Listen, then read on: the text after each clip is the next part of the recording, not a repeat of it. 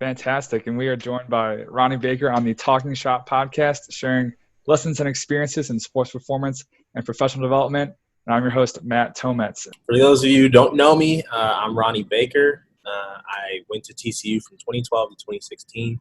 Got the little horn frog here, So I competed at track and field there for 4 years. So I was a sprinter. I did 100 meters, 200 meters. Actually got recruited to do 400s, but for some reason I kind of went the opposite direction. Usually it goes 100, 200, 400, then you just go to 800, and then you end up doing the mile. So I ended up going from 400, getting recruited to run this 400, back down to the 100 and 200, which normally doesn't happen. I was super excited about it because the 400 is not fun. Makes you butt lock up. So, that's a little bit of background about me. I graduated 3 years ago, actually, almost 4 years now, in 2016, with a kinesiology degree. I'm not originally from Texas. I actually grew up in Louisville, Kentucky. So I did most of my years there, but actually even before that, I lived in Anchorage, Alaska for about 7 years. So when I was 5 years old, I moved to Anchorage, Alaska with my parents, was living there for 7 years. Was very cold. And so I had a good experience there. I learned I guess I kind of developed a kind of a love-hate relationship for snow. So I've always wanted to be somewhere hot. And so as we moved back to Louisville, Kentucky, started to run track, started to get, colleges looking at me. And I was like, I need to go somewhere that's warm. And that's how I kind of ended up at TCU. Obviously, the Southern hospitality is amazing there. People are just genuinely nice to you. So that was a plus. And then the track program was awesome. I mean, we have at TCU, we have the most 100-meter sprinters ever in history to run under 10 seconds come out of our college. So, I mean, the history, the backing was there, and I was blessed enough to get a full scholarship. So that's a little bit how I got to where I am now. I'm a professional athlete, playing for Nike, competing for the Olympics, trying to compete for the Olympics, and going to make that team next year in 2021. So that's just a little bit about me and who I am. So, and this is the question that this is probably what the inner kid in all of us is wondering about. How does one become a Nike athlete besides being extremely fast? So obviously the charm and good looks, but I'm just kidding. Of course. But I think a lot of it just came down to, hard work and discipline for me. I never even thought about being a track and field athlete. I really wanted to play basketball. So basketball was like my first love.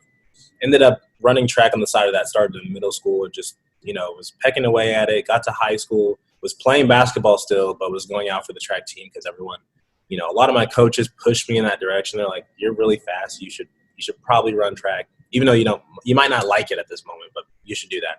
So ended up doing that in high school, really loved it, really just loved the people that I was around and just getting to hang out with a lot of my high school friends. Just a lot of hard work, a lot of discipline, realizing that kind of for me, track and field was going to be the way that I could get to college.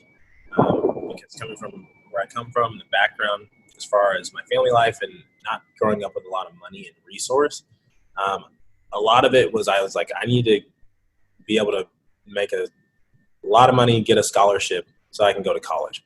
And I just really started to take it seriously when I started to run faster. They're like, hey, you can actually run a little bit. So started to move up the ranks in high school as far as like being nationally ranked, and went and competed at some really high level meets and became an All-American at a New Balance Nationals meet. And from there I got a lot of looks and honestly ended up going to TCU on a full ride. And from there, I think one of the biggest things that got me to be able to run at the next level, I really started to hone in and change my focus. I was there at TCU to, obviously get an education. I knew that by my junior year, I knew I was talented enough to make it to the next level. And so I completely just shifted focus on, training, on, taking care of my body, making sure I was getting enough rest, putting all I could at the track, basically leaving it all there at practice so that I could go perform at the highest level. And kind of get noticed. Because as a track athlete, it's a little bit different than other sports. You don't necessarily have an NBA organization or an NFL, right? Track is kind of its own weird entity where you have to get a sponsorship by some big company like a Nike or Adidas or someone that makes track spikes, right?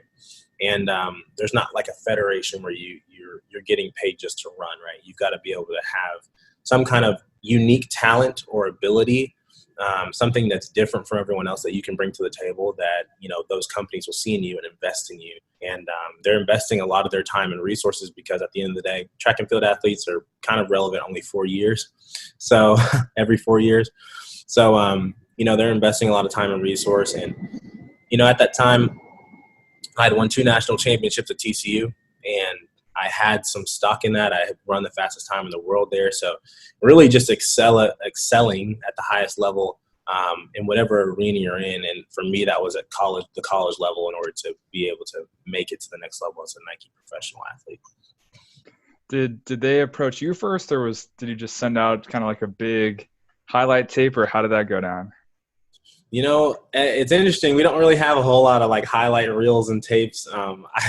Personally, I've had some people make some for me on YouTube, and some of them it's like I'm getting beat in some of them. So it's like, how is that a highlight? But I didn't have to do any of that. I think that Nike, they're in connection with a lot of the college coaches and programs, and that's because track and field, as far as the professional realm, they pull straight from the college. Like there's people in college that sometimes run faster than the pros. So everything is being filtered from the college level. So Nike, Adidas, all of them, they kind of got in contact with my coach. And at that time, I wasn't talking to any agents while I was in school, but I had an idea of who I was going to, who was going to be my agent. My coach knows a couple of agents that have been around in the track world for a while. And so, I think it was them more reaching out to me. I didn't actually have to go seek that out. In my case, it was that way. And then once I got out of college, I had an agent that was connected with a Nike athlete, and just networking, right? It was how I kind of was able to acquire that contract to be a Nike athlete. Sweet. And what's kind of the general annual, or I guess, kind of 4-year timeline of where you travel to certain meets, kind of like the circuit? How does that play out? What's the traditional kind of schedule? Man, so if you go online, there's a schedule that really doesn't change. The dates might fluctuate just a tiny bit, but as far as professional schedule, obviously the Olympics are every 4 years, right? And this year they're every 5 because COVID and everything happened. But every 4 years, and then every 2 years you've got a World Championships. So in between those 4-year training periods, you can compete for a World Championship medal.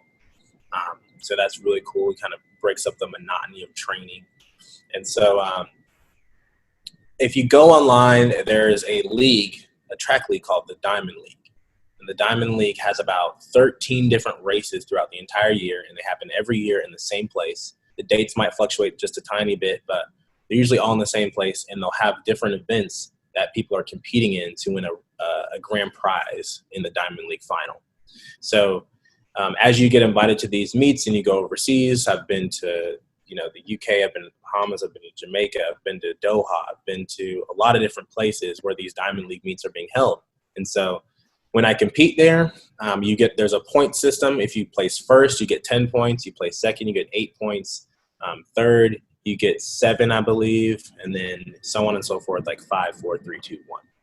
And so in order to be in the Diamond League final, you have to be within the top 8 qualified out of those points from the whole Diamond League season. So it's really hard because these meets are being put on by meet directors that want the fastest guys there. And so it's really hard to get into these meets if you're not running well. So you kind of got to be on your top game so you can get invited to these meets because they try to mix it up. They try to have one person from that country run and represent them, and then they don't want to have like 6 Americans. They want to have other people mixed in with the competition. So you acquire a certain amount of points throughout the Diamond League, then you get to go to the Diamond League final, and you run the Diamond League final. That's really kind of the whole season, and then you throw in the Olympics every 4 years and the World Championships every 2, and also you have to do a qualifying for that. So if there's an Olympics, you got to go to the Olympic trials. If there's World Championships that year, you have to go to Olympic trials, and then you kind of maneuver that schedule as far as the trials around the Diamond League. So that's And what you have a few world champion medals yourself, the 4x100 gold medal and the 60-meter bronze, if I'm not mistaken. Yeah. And when you cross that finish line / get on the podium on that world champion stage, what was the one unexpected thing, either good or bad, kind of just about reaching that point? Man, so the gold medal, let's talk about that one first. That was really fun. It was a world relays. It was the first time I'd been. It was in the Bahamas, and the crowd there is just phenomenal. Like, it was one of the best environments to run in. And so I ran there. I ran third leg on our 4x1 representing Team USA. We ended up winning that. I got my first gold medal on a world stage, which was phenomenal.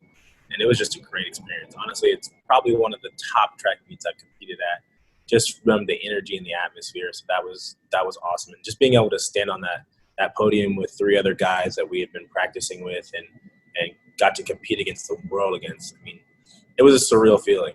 And honestly, when the anthem plays and you're up there, I mean, there's just so much pride in that. You have to take so much pride in that. There's so many people that have gone before you, that have stood on that podium before you. They've kind of paved the way for us, and just remembering those people and basking in the presence, so that when, younger kids that are looking at us, they're going to remember me standing on that podium, and they're going to be like, dang, Ronnie paved the way so that I could be here, right? So I love that feeling. And then the World Championship bronze medal was an indoor race, and that was in the 60-meter dash. I hold that one a little bit more dear to my heart, just because it was an individual race. I've been running the 60 for a long time. It's the race I actually won 2 national championships at TCU. I had the leading time at one time in the entire world, and I'm third fastest all time in history in that race. And so I love running that race. It was in front of a great crowd in the UK. They really love their track over there. So track and field is kind of like I wouldn't say they're football, because their football is more like soccer, right? They get really hyped about that, but they are into athletics. They follow the athletes really, really well. And so that one was awesome. I think the bad takeaway from that is that I got third, right? No one wants to get third. You want to win. So, but honestly, just being able to get a medal being the third fastest in the world is an accomplishment in itself. And that's just a blessing. And so I guess that was a good takeaway of just getting the experience and being able to say, wow, I'm the third fastest man in the world this year. That was absolutely amazing. Absolutely amazing. And that was a good takeaway, and just a learning experience of how it's going to feel. I guess you have to get third or second to really appreciate the gold medal when it comes. So I think when I get the gold medal, I'll realize how sweet it is, because I've gotten a bronze, right? So I'm excited about that. I love that. I love how you wrap that up. That was sweet. And then, if this is one of your later stories, and I'll save it for later, but what's the coolest place you've traveled to? This will be the last one before we hop into the other questions, but coolest place you traveled to, and like the closest travel disaster you almost had. Ooh, okay. Put you on the spot. Coolest place. I mean, I absolutely love Paris, and I've been there a couple times. I've been to Paris about 4 or 5 times. It's one of my favorite places to be. There's so much to see, and while I'm over there, I can't do a whole lot of walking around, but there's a lot of walking to do in Paris. Obviously, you got the Eiffel Tower, you got the Arc de Triomphe, you got the Louvre. There's so much stuff to see, and it's the art there, the architecture, the people. It's amazing. So that's one of my favorite places. I love traveling to Paris. So if I had to take a trip, I'd go to Paris, right? That'd be my first place. And then travel disaster, man. Like almost missed a meet, like lost your track bag with your spikes, like anything like that. You know what? So many people have lost their bags and like stuff like that. I personally have never, and I'm knocking on wood now, I've never had my bag lost and my uniform. I always take my uniform and my track spikes in my backpack. which I is feel kind of, like that's the way to go. yeah, it's kind of a pain because it takes up so much space, but it's the only safe, secure way. So I haven't lost anything. I think when I was first starting out, track and field, it's not the most glamorous like travel experience. I mean, you're getting on planes, you're getting on trains, you're getting on buses. And so the first time I went over, I had like a big suitcase, I had a smaller suitcase, and I was carrying like my backpack, and I had some Normatec boots with me because, you got to do recovery. So I was carrying around like 4 different things. This is like my first trip overseas. And my agent, he booked us into this place. He knew a guy in Paris. So kind of like I was brand new. I wasn't, making a lot of money in my contract. So we had to try to save money here and there. So we knew this guy. He's like, this guy is, offered to stay with us. I was really good friends with him in like college or whatever. So me and another guy that I'm traveling with, he's a buddy of mine. We show up at this guy's place, and in Europe, the apartments are like tiny. So first of all, he lived on the 6th floor, and there was no elevator.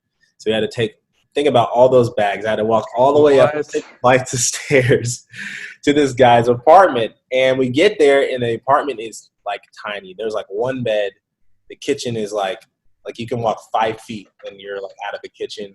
There's like a little sofa. And I'm looking at my friend who's like with me, like traveling with me, going to the same meets as, because we have the same agent.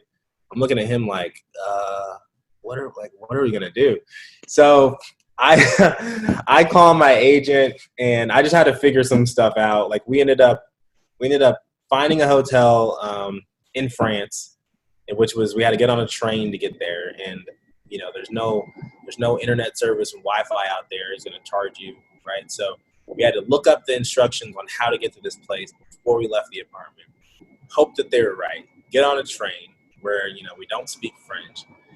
Go to this hotel, book it online, check in, like stay there. So did all of that, got on a train, went to this place, got our room, had to go back to the apartment, grab all of our bags, drag them all the way down the 6 flights of stairs, get back on a train, go to the hotel. So that was like our first experience, and it was a growing experience for sure. Like we were like just figuring everything out on our own, and it helped me just grow as an athlete. Like, hey, you got to figure this out. It's not always going to be glamorous and pretty, but we made it work, and I'd say that's probably the closest thing. I learned to pack a lot lighter after that first trip, because when you're taking trains and things, you got to take your luggage upstairs and downstairs, and if you're carrying too much stuff, you're going to be sweating. It's going to be a pain. You're basically going to be getting a workout before you even run. So, yeah, I think that was kind of the biggest lesson is pack light. And I've never been close to missing a meet or anything. I was late for an interview one time. I was supposed to have an interview at the hotel, and it was in Paris actually. And I fell asleep because I was jet lagged. And so I slept through the first 30 minutes of the interview. And I woke up, and I had a couple of like missed text messages, and I was like, oh man, like I was supposed to be downstairs. So I just throw on a shirt, I run downstairs, and they're like, we've been looking for you. And so I got on there, did the interview. It was a little shorter, but yeah, I did fall asleep just from jet lag. So other than that, those are my experiences, and I've learned a lot from that. So it's been good. Sweet. So that wraps up my own little questions that I wanted to ask, kind of put you on the spot. So we'll get into the ones that I sent you. So what is the coolest story you have thus far, if you had to pick one? Man, I thought about this one for a while. Coolest story. I've had a lot of ups and downs, and I think that one of the biggest things, especially in just sports in general, competing at such a high level, the mentality behind your competition, behind your training is so key. And I'd say it's hard to think about like the coolest story ever, but I got to run against a former frog who is like one of the greats. His name is Kim Collins. Actually, it was on that first track meet where I had all those bags and had to carry them up 6 flights of stairs. But I got to run against him right next to him. I think that was a really cool moment just to see that he was around 39 years of age at that point. He had actually won a world championship gold medal, and just being able to compete next to him. And I mean, I was just fresh out of college then, and we both went to the same university. So I thought that was really cool. Like not really as a nostalgic moment, but like just being able to say I competed next to a frog that ran at the same school as me, has records there that I've been trying to accomplish and beat, and I think that was a really cool moment. And there's just been certain meets that have just been, the atmosphere has been great, crazy. I went to Poland 2 years ago and ran in front of 40,000 people, which is probably the biggest crowd I've ever run in front of. And so I guess it's just the meets and where you go is kind of makes those experiences really, really cool. But I think being able to run next to a former frog is pretty awesome. Yeah. I like that. It's crazy kind of the more you get into it and kind of reflecting on what you said earlier about standing on that podium, like meeting one of those guys that has literally paved the way, for TCU and then now kind of into the professional realm after. I can only imagine kind of what a full circle kind of realization moment that must have been. Yeah. I mean, that was really cool. And I think I can even go to another cool story. I think we talked about mentality. I led with that, but just in college, I had such a confidence even going into my senior year. I was at the NCAA title, indoor, NCAA meet. And I was running the 60 there. My mom was there, and a couple of my friends was actually in Alabama. First day at the prelims, I ran the prelims, and I got out really well, and I just slowed down at the end. The guy passed me, and I got second in the prelim. I still made the final. But that night at dinner, my mom goes, she's like, "Hey, do you think you got it tomorrow?" And I was just like, "Mom, I got it." Like I just told her, I was like, "Don't worry about it. I'm gonna win tomorrow." Like I was just so confident in that, and I think that the mentality behind that of already claiming that, already saying that it was already mine, like I already knew in the back of my head that I was going to win. I think that's what really helped me the next day, because I was just so confident going into that. But I was just like, "Mom, don't worry about it." Like I slowed down at the end. Like, he's not going to beat me. And so I think that was just really cool, because I just knew in my head, I was like, "I'm going to win this." And I did. I ended up doing it. And it was a close race, but I still ended up pulling it off. So I think that was just a really cool moment, just like claiming things, right, where they happen. Yeah, it's one thing to talk the talk, but it's another thing if you can, back it up and walk the walk. So, what is the story kind of most fundamental or foundational that's brought you to where you are right now today? Kind of that big turning point, or looking back, it's like, if I didn't have that happen to me, I don't know where I'd be now. Right. I think for me, I'd have to throw it back to 2017. 2017, this was 2016. 2016 was my last year of legal training. Actually finished in July of 2016. I didn't actually get a contract until February of 2017. So at that point, I was actually kind of looking for jobs. I didn't know if I was going to be able to run. I mean, I knew I was going to be able to run at the next level. I just didn't know what kind of money I was going to be making. So I ended up starting applying for jobs. What happened was I got the contract the last minute before I was supposed to go overseas and run. And so 2017, I was kind of on top of it. I had the fastest time in the world in the 60 meters indoors. I won the national championship there. And then I was going into outdoor season. That year was a world championship year. And I had been doing great, running awesome. I think at that time I was, again, fastest in the indoors, but going into outdoors had really, really fast times. Was projected to make the team that year. And I got to the first round of the 100-meter dash. I remember we were in California, and it was like 110 degrees. We were in Sacramento. Just what you wanted. Yeah, right. We love hot weather. Don't get me wrong. I don't want to run in 50-degree weather, but 110 it's out there. So, I was out there, 110-degree weather. Was running the first round. I felt great warming up and everything, and I got in the first round about 80 meters into the race. I strained my hamstring. Ended up finishing it. But I actually placed first in that race, even though I strained my hamstring. But I remember walking off, not feeling the greatest, just kind of trying to put it in the back of my head, like, oh, it's fine, maybe it's just a cramp, whatever. That night, it continually got worse and worse. I saw a couple of doctors, and they're trying to help me figure that out. But I knew it was going to be kind of a push for me to go and compete the next day and try to make this final and make this world team. Especially being an athlete in track and field, you know, you're getting paid to perform so that you can make these world and Olympic teams. And so when you're not making these world and Olympic teams, you know, the sponsors, the companies are looking at you like, hey, we're not getting our return on investment here. Like, we need you to medal. We need you to make these teams so you can medal. And, you know, that was my first year where I got hurt. I came back the next day and I just couldn't run. I ran, but I got like 5th place, didn't make it to the final. And so I was really upset. I mean, I had 2015, I had tried out for the world team. I was still in college. I made the final, but I got 7th, so I didn't make the team. 2016, I was hurt my senior year of college, which I sat out a couple of meets that year, but also I never in my collegiate career made a 100-meter outdoor NCAA final, not even one time. So that was frustrating. 2016 came around, was hurt, didn't make the final, and then after that, went to the Olympic trials and didn't get out of the semifinal, right? So another year where I was hurt. First year was kind of not a lot of experience. 2016, I was hurt. 2017, doing great. Comes to the big meet, I get hurt, right? So at that point, I'm kind of frustrated. This is the 3rd year in a row. I'm very capable of making this team, and it just doesn't happen for me.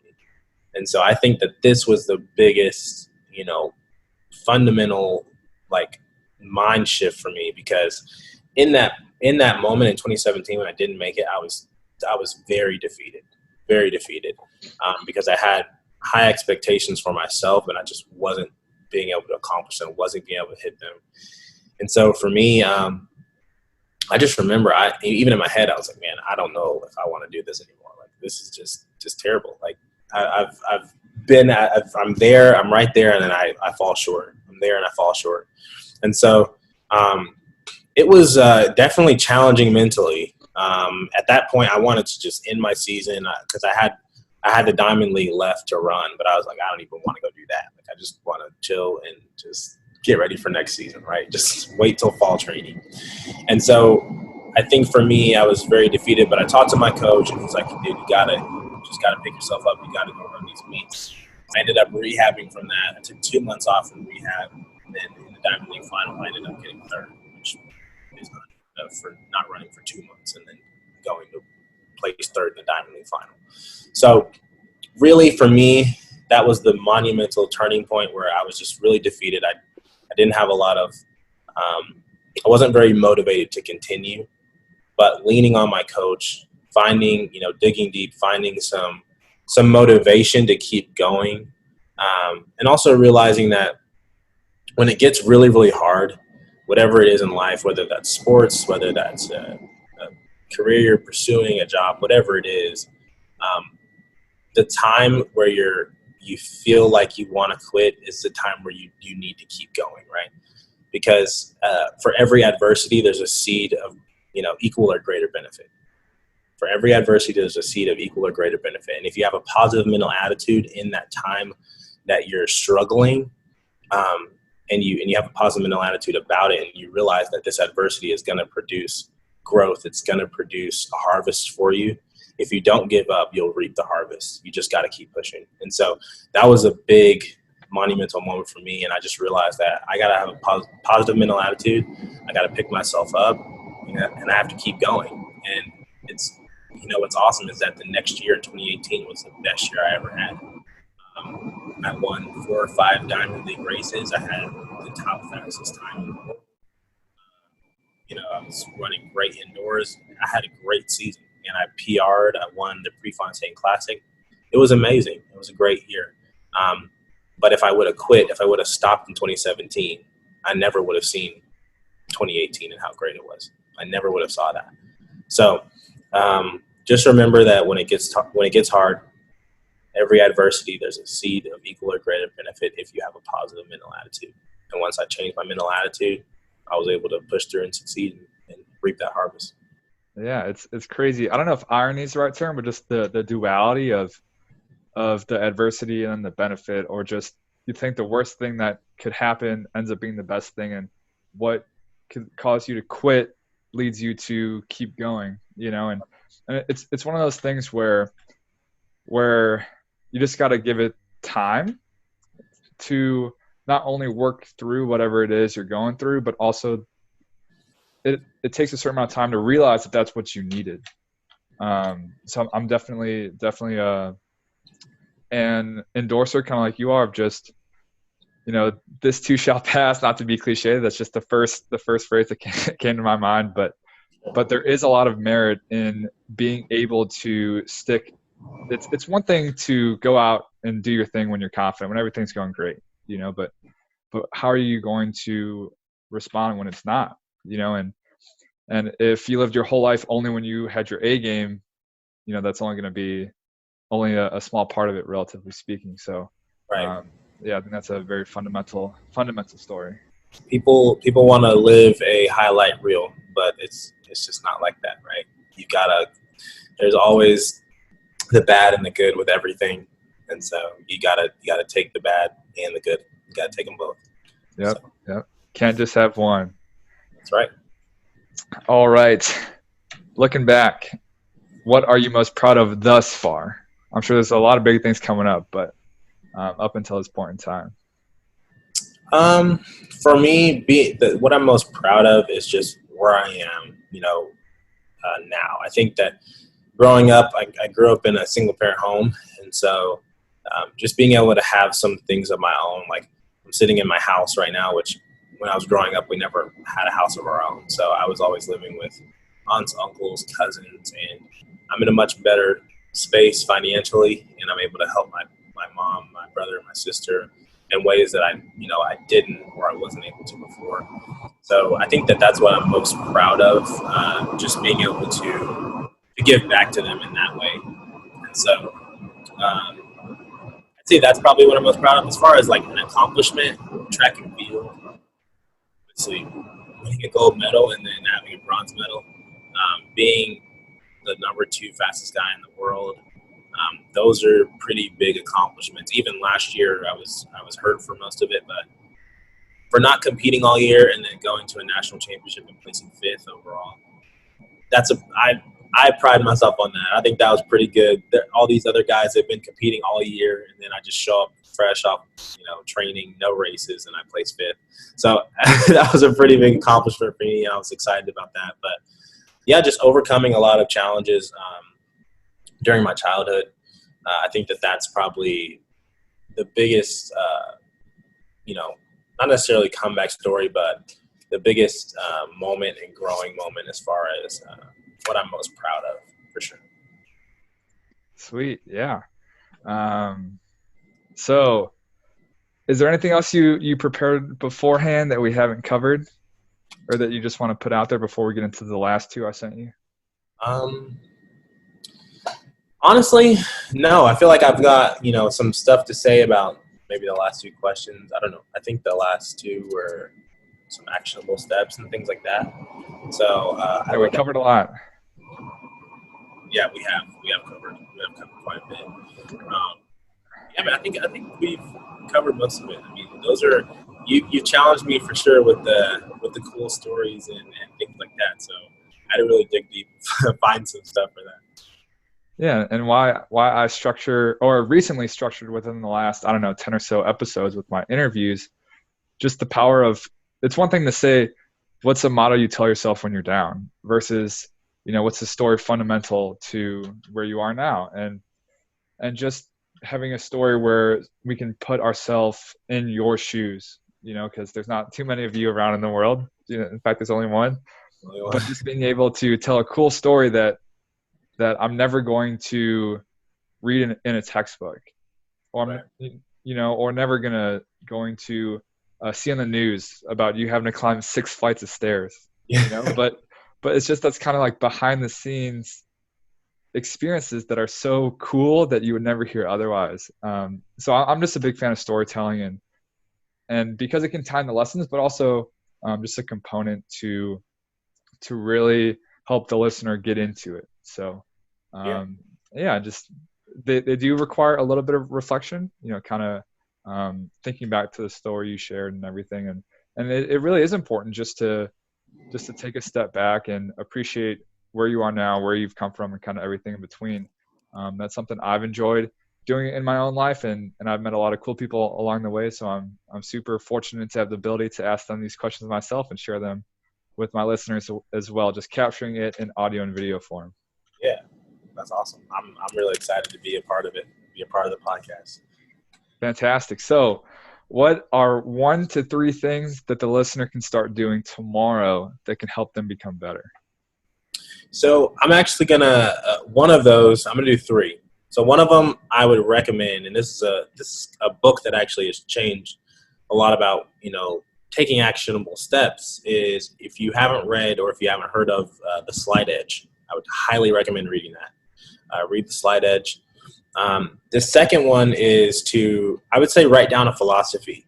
Write down what your philosophy in life is. And it doesn't necessarily have to be something super deep and complex, right?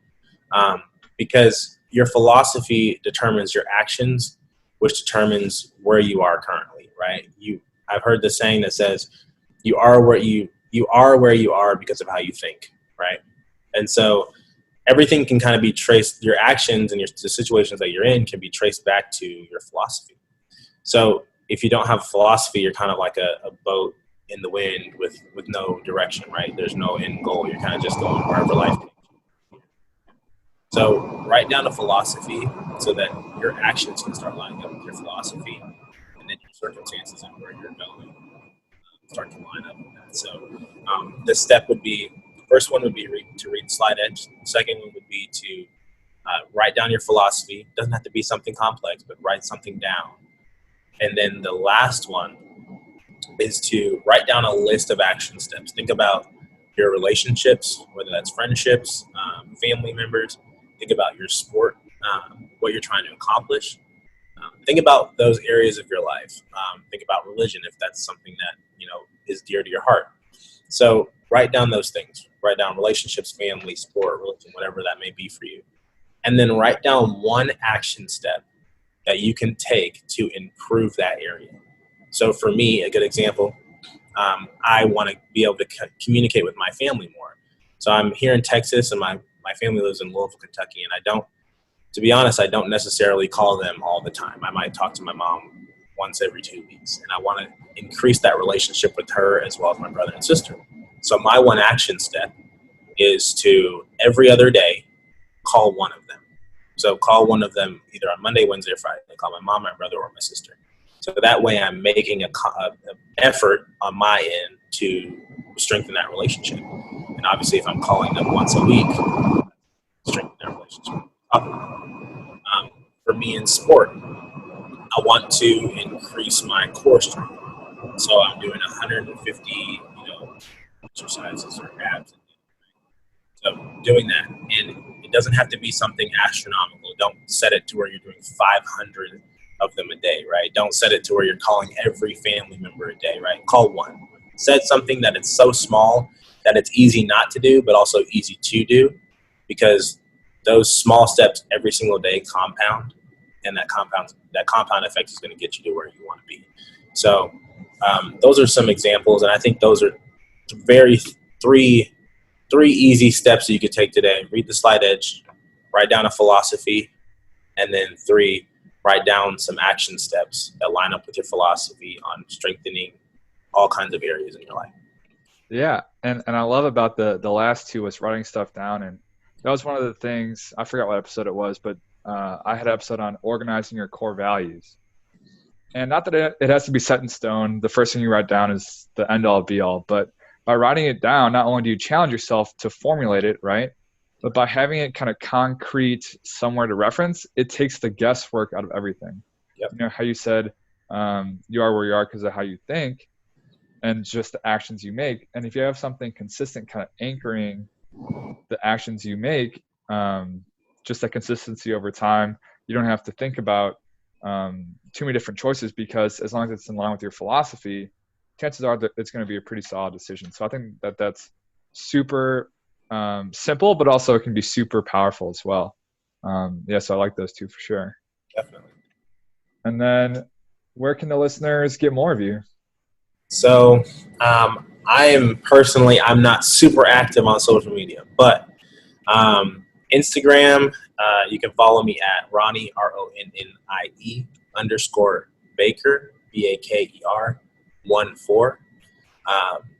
And 14 just always been my favorite number. So it's like it's incorporated in pretty much everything. Like it's in my email, it's in my Instagram handle, it's like everywhere. But Instagram is kind of where I'm at a little bit. I try to do a little bit more on there, engage people that are wanting to know a little bit more about my life. So I'm on Instagram every once in a while, and then you can follow me on Facebook at just Ronnie Baker. I have an athlete page, but I don't necessarily post there a lot. Most of it is just my personal page. So those are the two places that I'm on. I don't really do a whole lot of Snapchat and Twitter. I haven't actually been on Twitter for like almost 2 years now. So you can find me on Instagram and Facebook. Those are my two outlets. And then I'm actually, what's really cool is that we talked about a story of kind of something I'm proud of. And we talked about, overcoming some challenges of where I came from. So I'm actually releasing a small documentary. It's going to be about 18 to 20 minutes of kind of my life growing up and track and field, how that's all incorporated and how I got to where I am today. So I've been working with a guy, his name's James Stokes. He is in Fort Worth. He's a videographer. He actually traveled with me home when I went back to visit my family like 2 Christmases ago. We filmed a lot of stuff. We got to do a lot of interviews. We got to travel to where I grew up, and it's really cool. It's going to be I'm going to release some teasers here in a couple of days on Instagram and Facebook, and actually a YouTube channel. You can just search Ronnie Baker, and I'm going to release that, and then I'm going to release the whole video over the course of about the next 2 weeks. So that'll be something that will kind of give you a little bit even more background story of who I am and how I was able to get to where I am now as far as being a professional track and field athlete. Fantastic. Whenever that full thing drops, please give me a link and I will share it with my followers as well. Sure, that's awesome. We will blow it up. So I just want to say thank you very much for your time. And I hope you have the best of luck moving forward with trying to make the Olympics and everything else, staying safe during these crazy times. And yeah, I had a pleasure hearing some of your cool stories, and I look forward to chatting again, and hopefully we can do a podcast round 2 if you want. Yeah, I love question and answer, so I'm super pumped. Thanks for having me on again, and if you're listening, again, stay safe, and just keep going towards your goals and dreams. All right. See you, Ronnie. All right, see ya.